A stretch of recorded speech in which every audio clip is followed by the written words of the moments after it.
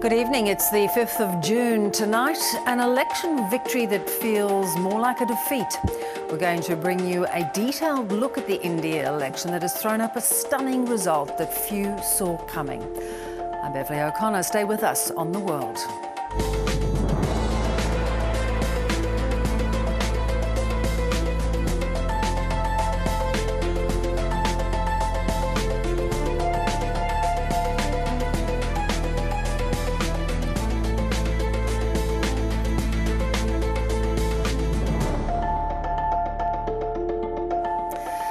Narendra Modi set out on this election campaign to secure a super majority, but today he's had to meet with allies to shore up support after a humbling rebuke. His party has not only lost its majority, but its hold on its traditional heartland of Uttar Pradesh. The opposition, of course, is jubilant, making inroads into BJP strongholds in what's seen as a stunning comeback. Modi, though, has still secured an historic third term, but for the next 5 years, the BJP will govern in a coalition called the National Democratic Alliance, relying on allies to pass laws and enact its agenda. Let's take a look at how the result unfolded. Modi! Modi! Claiming victory, a rock star welcome for an expected and historic win. It's only the second time an Indian Prime Minister has claimed a third term. We Indians will walk together towards the development of the country, and in this third term, the country will write a new chapter of big decisions. But it's not the triumph Mr. Modi or his party might have wanted. The ruling BJP lost seats to a stronger than expected opposition, and for the first time in a decade, it did not secure a majority on its own. The Prime Minister has lost his mandate. This is his political and moral defeat. The verdict marks a surprising revival for the opposition India alliance led by Rahul Gandhi. They've won 234 seats. That's more than 40% of the lower house, a big boost for the scion of India's fabled political dynasty. I would like to say to the people of my Uttar Pradesh that they have shown great wisdom and I am proud of them. Keeping a close eye on election coverage, this street food vendor says after a decade of Mr. Modi, he'd hoped for change. Business is down. Unemployment is there. The cost of living keeps rising. What are we supposed to do? The PM is known for his strongman, decisive politics. But if his victory speech is anything to go by, Indians are likely to see a humbler Modi as he relies on his coalition partners to govern the country for the first time in a decade. It's a bittersweet victory for the BJP. Politically weakened, they're promising to do better. We did not get the mandate we expected, but we are happy with whatever the people have given us. And the people have spoken. A victory for democracy. Meghna Bali, ABC News, New Delhi. Let's take you to our correspondent Hannah Jose, who joins us out of New Delhi. Hannah, Modi, of course, has declared victory. He'll now lead a coalition. How might that sway the course of the next government? Well, as you said, Mr. Modi and the BJP have enjoyed being in the outright majority for a very long time now. Mr. Modi for most of his political career. So I dare say this will take some getting used to. At the moment, both parties, the opposition and the BJP-led NDA alliance, are having meetings this evening to try and either secure their existing alliance or see if they can lure away some alliance partners from the other party to form government. So right now, the BJP and the NDA have been able to win with the help of two regional heavyweights. That is Chandrababu Naidu from Andhra Pradesh and Nitish Kumar from Bihar. And these two are real political heavyweights, senior politicians, and they are now the kingmakers. So the opposition has, put feelers out to see if they can be lured away. But Mr. Modi is now in the position of having to secure his alliance, having to make concessions, having to consult with more people. He is now accountable to a great many more people than he is used to. Mr. Modi and the BJP have used their previous thumping majorities to argue that they can push forward their strong agendas and their strong reforms without having to consult too much, which is not an entirely unreasonable line to take when you have that kind of popular support. But now, going forward, it's likely for it to be more difficult for them to push forward these agendas, these big agendas, something like demonetization or reforming GST. These kind of big policy changes will likely be much more difficult for them to pull off unilaterally without making any concessions. Hannah, it's early days, of course, and Modi has concentrated on claiming a victory of sorts, but has there been any reflection by the BJP on where it went wrong?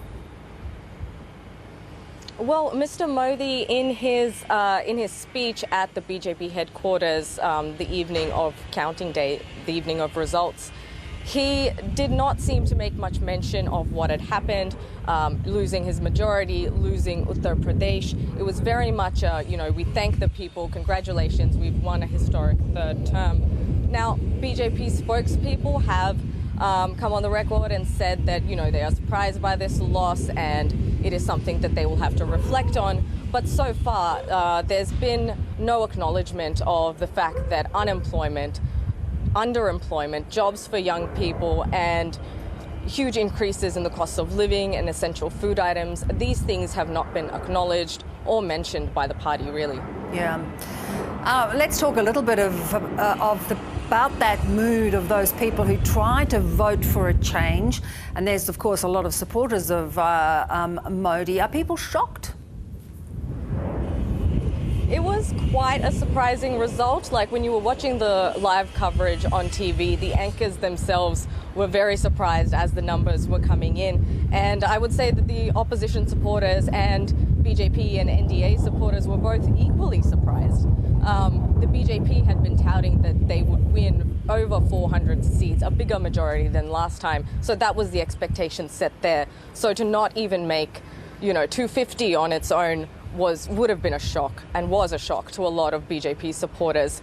And on the other hand, the opposition, no one in the public really expected the opposition to put up a strong showing. The mood of the public going into the election was almost like it's in the bag, it's a done deal for the BJP. They're going to have a thumping majority again, as they have the last two times. And the exit polls predicting more thumping majorities for the BJP really didn't help matters. So it was a surprise all around, really. Yeah. So you ended up having celebrations at both opposition headquarters and BJP headquarters. Yeah, it's going to really be interesting to see how the opposition capitalise on this. Hannah, great job. Thank you so much. Thanks, Bev. Well, a jailed Sikh separatist leader has won a seat in India's parliament in what's being called a sign of public anger over his incarceration. Amritpal Singh was detained after he and hundreds of armed supporters stormed a police station demanding the release of one of his aides. He remains in a high-security prison in Assam state but still ran as an independent for his Punjab constituency about 3,000 kilometres away. He won over 400,000 votes, running on a platform of tackling drug use among Punjabi youth and calling for adherence to religious teachings. But he also backs the creation of an independent homeland and for his people, decades after a long and bloody Sikh insurgency was stamped out in India. I want to thank all the people who, despite the heat, stood by a man from a humble background. The verdict of the people has crushed the government's narrative that has maligned the image of Sikhs around the world. Well, the election results have made India's stock market jittery. The BJP's lack of a majority triggered India's heaviest selling period since the onset of the pandemic.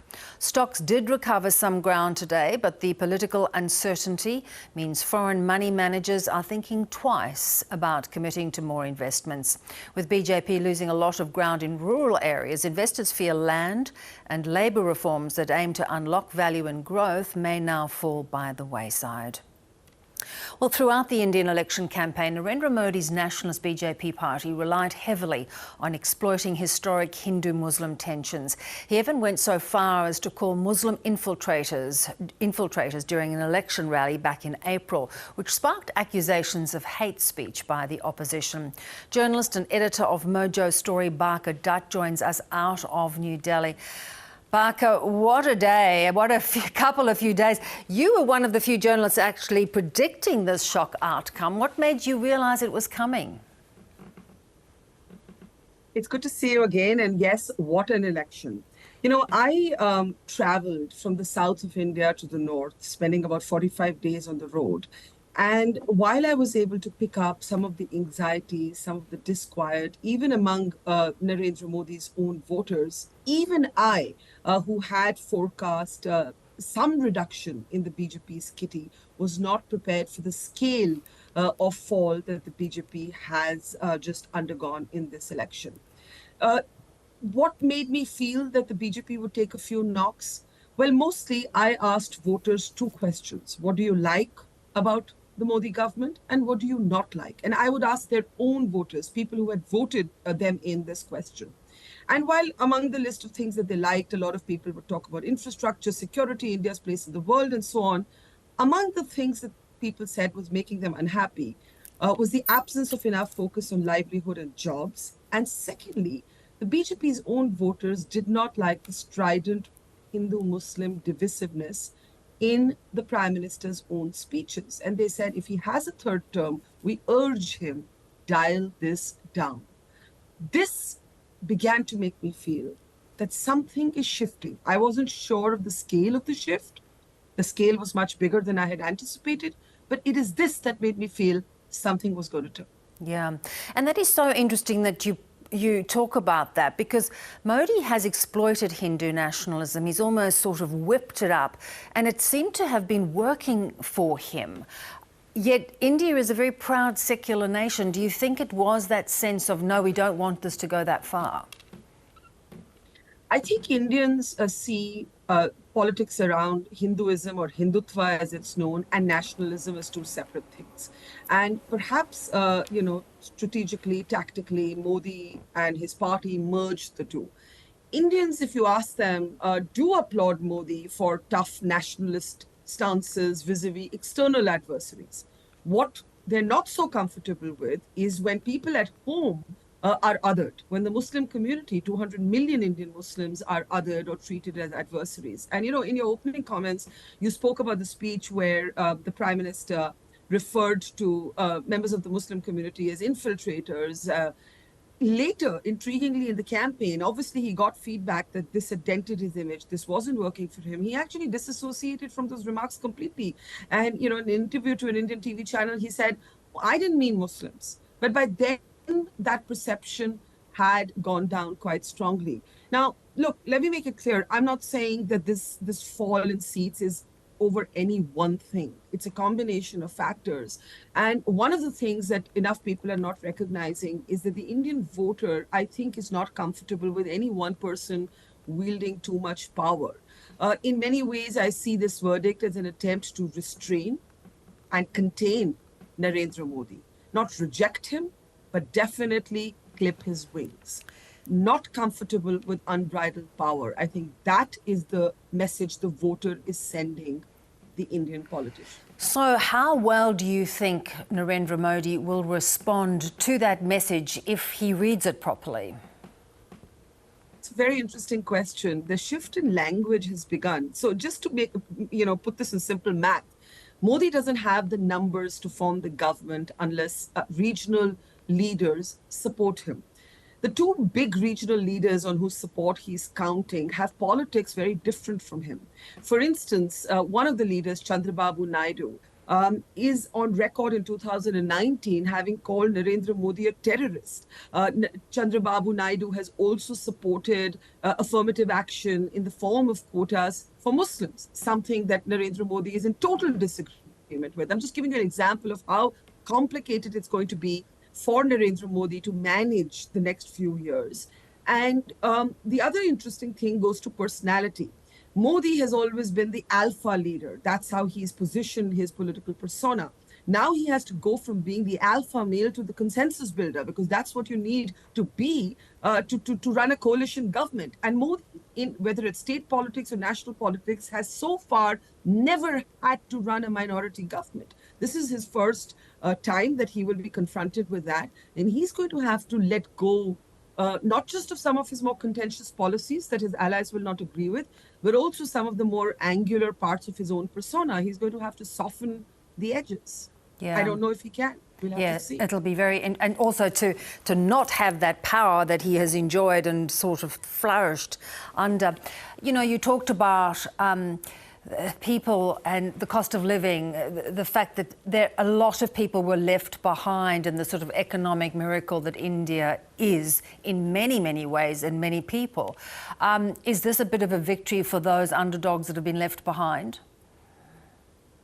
I'll tell you a story. I met a young man at an opposition election rally when I was traveling, and he was in his early 20s. And he said, look, the only thing that matters to me is to get a good job, because it's not just about being unemployed, it's also about being underemployed. So there are a lot of people with good educational qualifications who can't get a decent break. And he said to me that if Narendra Modi in his 70s can ask the country for another chance, then in my 20s, do I not have the right to ask for a good job? And that story always stays with me. I think there was a sense of, the underdog speaking. There was also a sense of a kind of David versus Goliath battle. Everybody went into this campaign assuming that it was going to be one-sided. Modi had to win. There was a kind of air of invincibility around him. And even more than the opposition, and some credit to them for having run a very spirited campaign, it's people. It's people's own spirited pushback. It's drawn a boundary around Modi's powers. That's how I see it. Modi is still a very powerful political brand, but he is being reined in, and he's being reined in by democracy. And I think that's a wonderful thing. And tomorrow it could be some other party, and I think the Indian voter would react in a similar way if somebody got too powerful and began to believe in some ways in their own invincibility. Yeah, and I think that triumph almost for democracy is wonderful for other countries to look at, where democracy has been diminished in so many ways in so many other countries around the world. Well, it's interesting. There have been so many global commentators lamenting the decline of India's democracy. And I've actually never agreed with that argument. And my argument has always been that, yes, we are imperfect as a liberal democracy.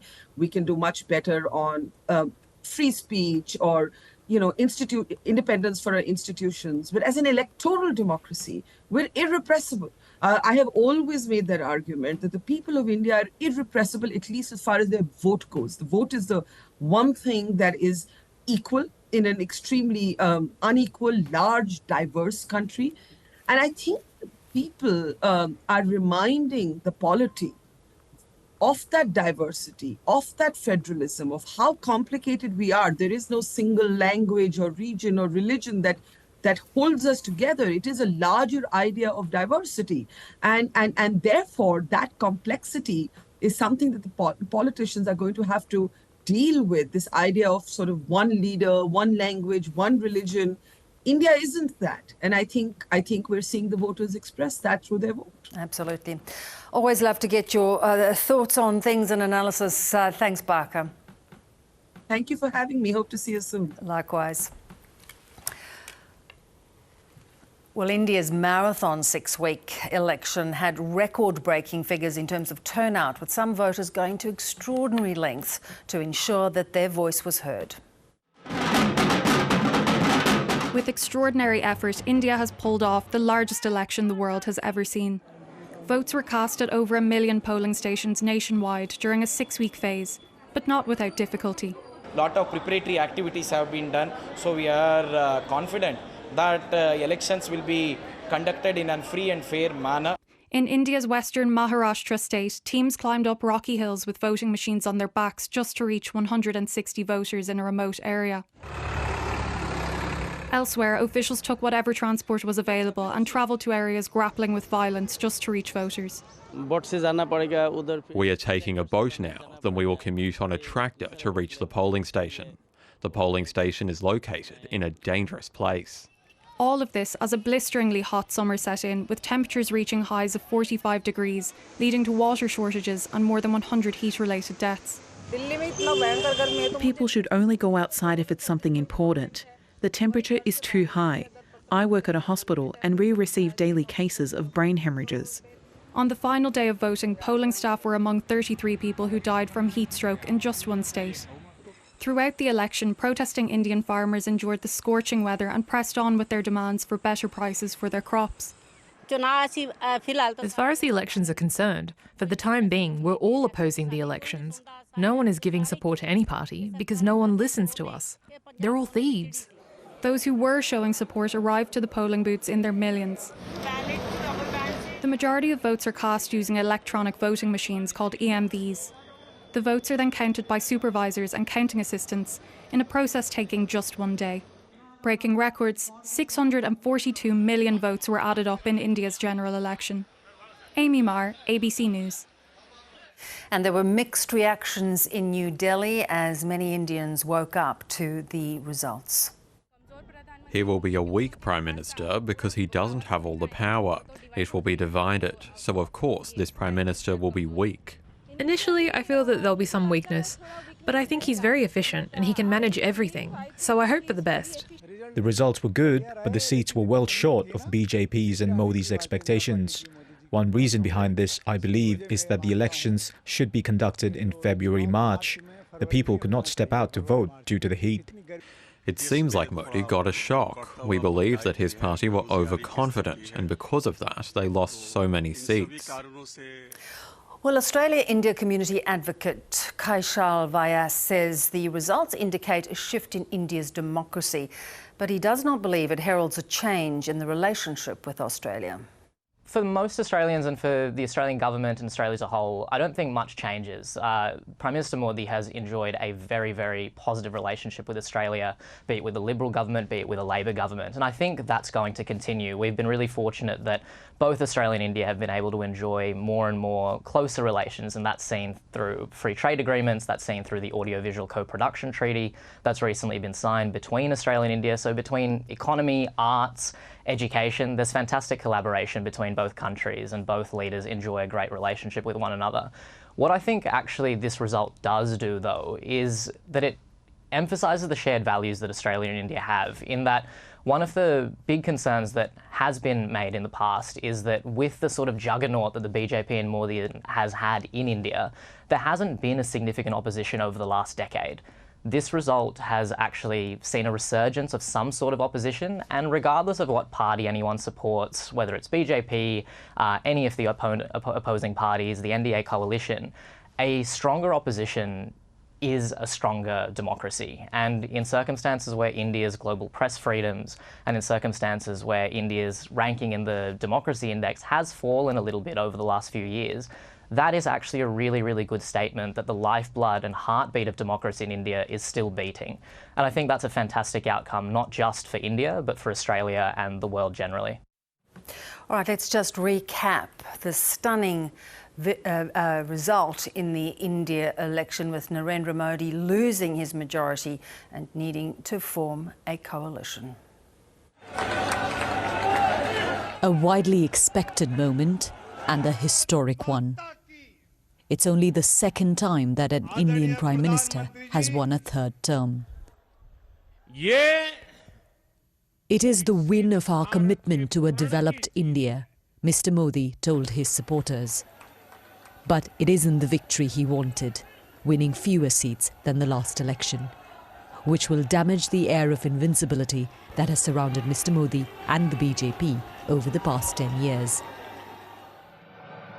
Perhaps the biggest shock came from Ayodhya, where Prime Minister Modi inaugurated a grand Hindu temple in January at a site that had been disputed by Hindus and Muslims. Expected to galvanize Hindu voters, but the ruling party was defeated here by a large margin. This is how the opposition Congress took in the results, with an almost equal fervour. It's rare to see this kind of jubilation amid the losing side, but that's because over the past 10 years, the Congress party has suffered humiliating election defeats. And what that has resulted in is a party whose confidence was so low that they didn't believe that they could actually launch a proper challenge. So this is a celebration for being significantly back in the game. Well, opposition parties, as we just heard there in India, have fared a lot better than expected, despite the playing field being far from level. Modi has been cracking down on those seen as a threat to the BJP by jailing political figures and raiding news organisations critical of the Prime Minister. Rahul Verma is a fellow at the Centre for Policy Research India and visiting assistant professor in the Department of Political Science at Ashoka University in New Delhi. Welcome, Rahul. Quite the stunning few days. I'm sure you are having lots of incredibly interesting conversations. How was the opposition able to perform so well, considering every effort was made to suppress them? Thank you for having me. Yes, the results are surprising, and especially given the exit polls on Saturday had predicted a landslide majority for Prime Minister Modi and Bharatiya Janata Party. That hasn't happened. BJP has fallen short of majority, though it remains the single largest party by a big margin. The opposition parties, especially Congress and its allies, have done better than what was expected them. At this moment, 12 hours after the result, it would be hard to come up with a single overarching explanation of why what has happened. What you can definitely notice that in some parts, the BJP has done better in comparison to past, especially the eastern corridor and the areas around the west of Bay of Bengal and southern India. But it has lost considerably in some of its core states in northern states, whereas opposition seems to have held on to some of the states and performed relatively better with allies in some of the bigger states of India. Now, why this may have happened, there are a couple of factors. I would say that pre-poll surveys had indicated that there is a large number of voters who are anxious about their economic situation. They were worried about the situation of unemployment.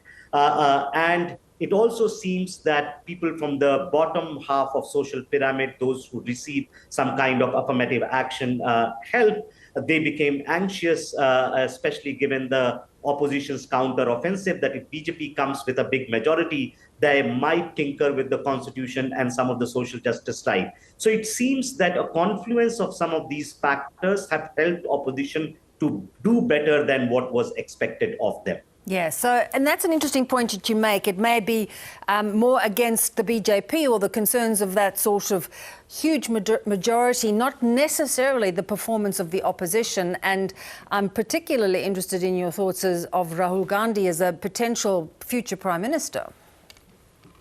So it would be difficult to do that kind of crystal ball gazing at this point of time, because Congress, while it has improved its performance considerably, they have doubled their seat tally and have improved their vote share. But Congress still remains the second largest party, and the gap between BJP and Congress is large.